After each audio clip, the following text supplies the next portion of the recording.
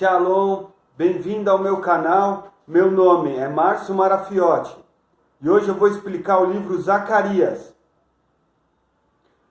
Ele vem depois do livro de Ageu e antes do livro de Malaquias.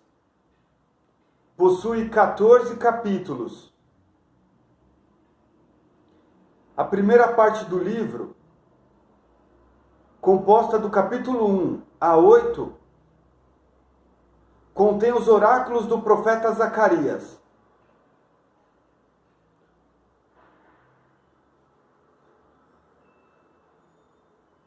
Contemporâneo de Ageu, foi um dos chamados profeta pós-exílio, que viveu em uma época em que a comunidade judaica procurava reconstruir as suas bases de fé e vida social. Sofrendo ainda as amargas consequências do exílio na Babilônia, o povo sente-se desencorajado e tem dúvidas sobre a presença de Deus em seu meio.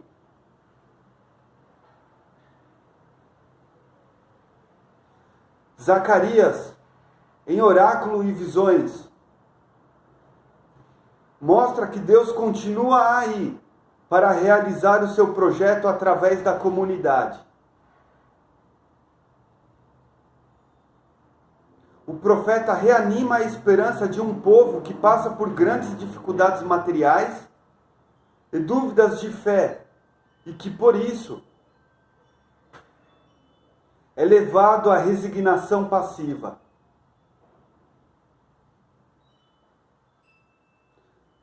Zacarias estimula os compatriotas a arregaçarem as mangas para reconstruir o templo, símbolo da fé e unidade nacional.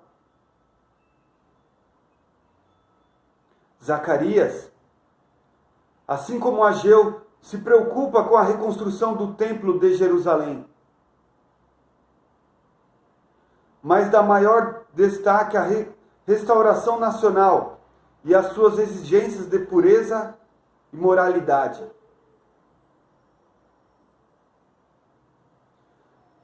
Essa restauração deve abrir uma era messiânica, na qual o sacerdócio, representado por Josué, será exaltado, mas na qual a realeza será exercida pelo Gerne, termo messiânico que o versículo 12 do capítulo 6 aplica a Zorobabel. A segunda parte do livro, formada do capítulo 9 a 14,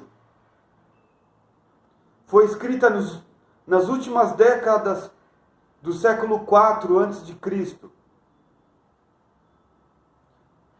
período em que os gregos dominavam a Palestina. Depois da grande campanha de Alexandre o Grande, em 333 a.C.,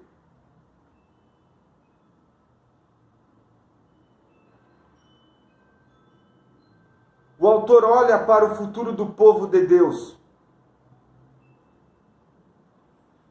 Anuncia também o aparecimento do Messias, com 3 características: rei, bom pastor e transpassado. Ao ler essa segunda parte, é impossível não lembrar de Yeshua, entrando em Jerusalém montado num jumentinho. Ou quando afirma: eu sou o bom pastor. Ou ainda sofrendo a paixão e morte na cruz.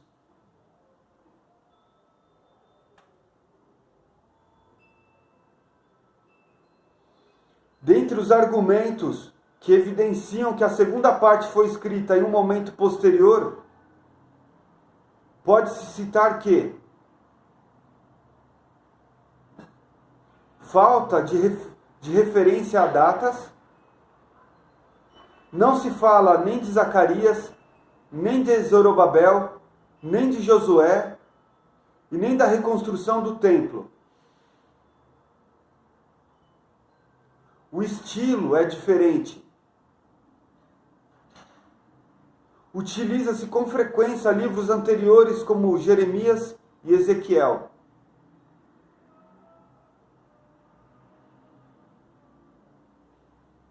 O horizonte histórico não é mais o do retorno do exílio na Babilônia, pois a Síria e Egito são apresentados como nomes simbólicos de todos os opressores.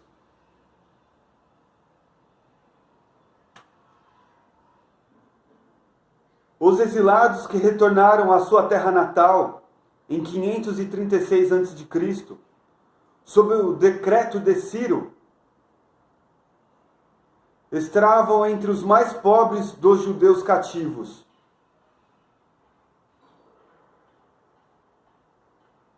Cerca de 50.000 pessoas retornaram para Jerusalém sob a liderança de Zorobabel e Josué. Rapidamente, reconstruíram o altar, iniciaram a construção do templo. Logo, todavia, a apatia se estabeleceu. À medida que eles foram cercados com a oposição dos vizinhos samaritanos, que finalmente foram capazes de conseguir uma ordem do governo da Pérsia para interromper a construção. Durante cerca de 12 anos, a construção foi obstruída pelo desânimo e pela preocupação com outras atividades.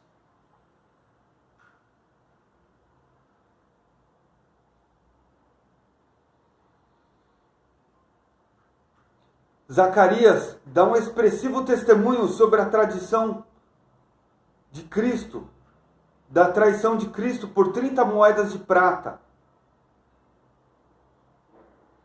Zacarias capítulo 11, verso 12 e 13.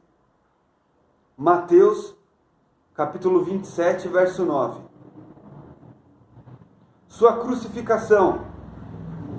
Zacarias capítulo 12, verso 10. Seu sofrimento.